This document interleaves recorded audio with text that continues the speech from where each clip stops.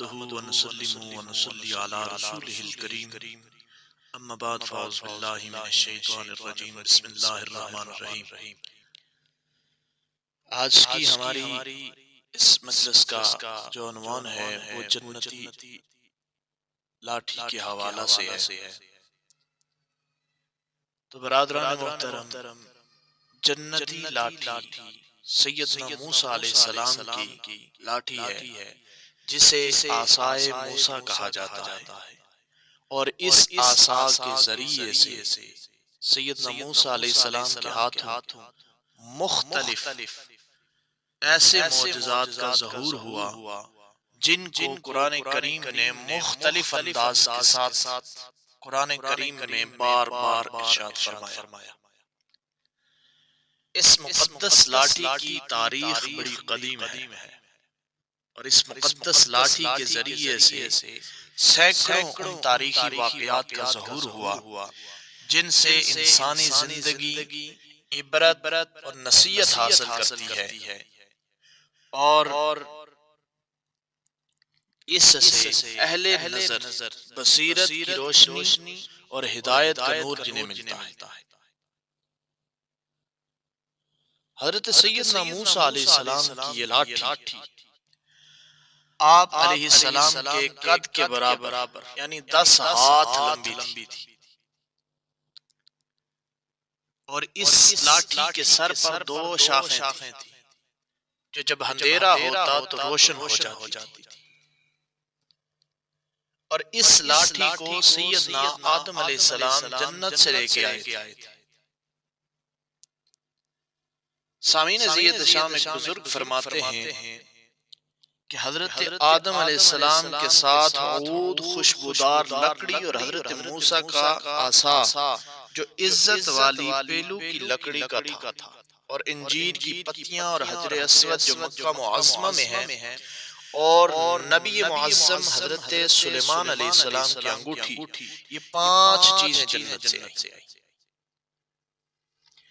یعنی حضرت آدم علیہ السلام کے ساتھ عود خوشبودار لکڑی، حضرت موسیٰ علیہ السلام کا عصا، حضرت انجیر کی پتیاں، حجر اسود اور حضرت سلیمان علیہ السلام کی انگوٹھی، یہ 5 چیزیں جنت سے اتاری کی۔ سامعین عزیز شام، حضرت آدم علیہ السلام کے بعد یہ مقدس عصا حضرات انبیاء کرام کو یکے بدی گرے ملتا رہا، چلتا رہا میراث کے طور پر، یہاں تک کہ حضرت شعیب علیہ السلام کو ملا جو قوم مدین کے نبی تھے۔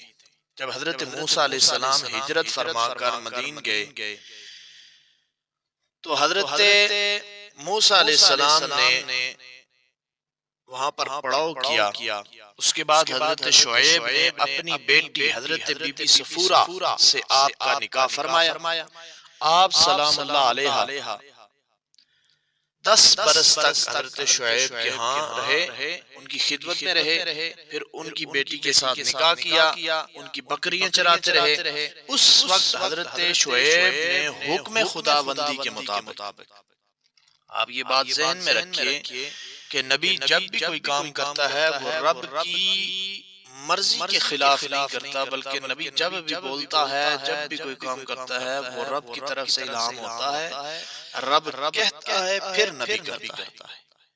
تو حضرت شعیب علیہ السلام نے اپنی بیٹی حضرت صفورہ کا نکاح حضرت موسیٰ سے کروایا، پھر حکم خداوندی کے تحت اپنا جو عصا تھا وہ حضرت موسیٰ علیہ السلام کو دیا۔ اس کے بعد پھر حضرت موسیٰ علیہ السلام نے اپنے وطن مصر کی طرف ہجرت کی، سفر کا سامان باندھا، تشریف لے جا رہے ہیں۔ جب مقام طویٰ آیا اس پر اللہ رب العالمین آپ سے ہم کلام ہوا، اللہ رب العالمین نے آپ کو رسالت کا شرف بخشا، آپ کو نبوت عطا فرمائی، منصب رسالت کا شرف دیا۔ اس وقت حضرت سیدنا حضرت حق جل مجدہ نے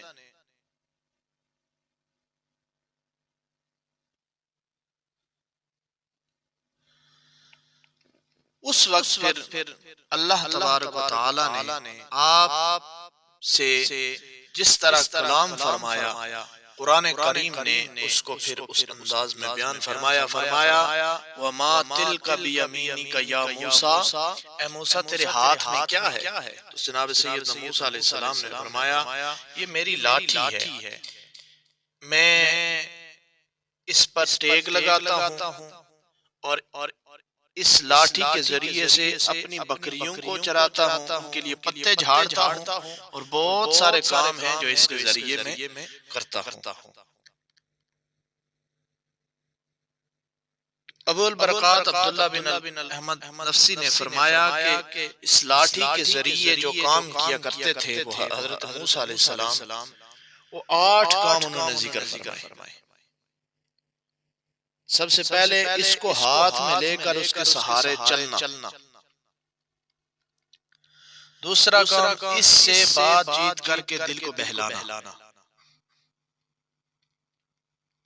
اس سے معلوم ہوتا ہے کہ بندہ جب اکیلا ہو تو رب کی دوسری مخلوقات سے بھی بندہ گفتگو کر سکتا ہے، اس سے گفتگو کر کے دل کو بہلا سکتا ہے۔ یہ انبیاء کی سنت ہے۔ اکیلے ہوں اپنے اعضاء سے وہ باتیں کرتے اور اپنے دل کو بہلاتے۔ نمبر 3، دل میں اس کا درخت بن کر آپ پر سایہ کرنا۔ نمبر 4، دن میں اس کا درخت بن کر آپ پر سایہ کرنا، اور نمبر 4، رات میں اس کے دونوں شاخوں کا روشن ہو کر آپ کو روشنی دینا۔ نمبر 5، اس سے دشمنوں اور درندوں اور سانپوں بچھوؤں کو مارنا۔ کنویں سے پانی بھرنے کے وقت اس عصا کا ڈول اور رسی بن جانا۔ بوقت ضرورت اس کا درخت بن کر حسب خواہش پھل دینا، اور اس کو زمین میں گاڑ دینے سے پانی نکل پڑنا، وغیرہ وغیرہ۔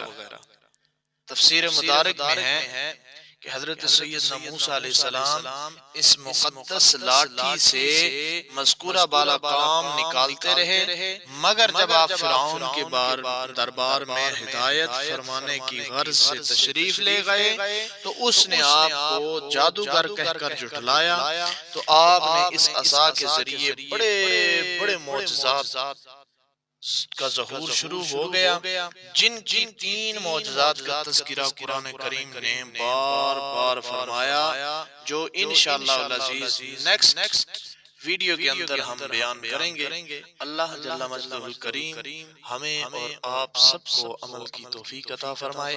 اگر ہماری یہ ویڈیو آپ کو پسند آئی ہو اور انبیاء کی باتیں اگر آپ کو پسند آئی ہوں تو انہیں اس ویڈیو کو شیئر کریے گا، لائک کریے گا، چینل کو سبسکرائب کریے گا، اور یہ نہ دیکھا کریں کہ بات کون کر رہا ہے، بلکہ یہ دیکھا کریں کہ بات کس کی کر رہا ہے۔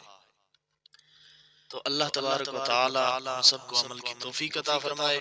جیو تو ایسے کہ ہر شخص تمہارا احترام کرے، مرو تو ایسے کہ دشمن بھی تمہیں سلام کرے۔ وما توفیقی الا باللہ۔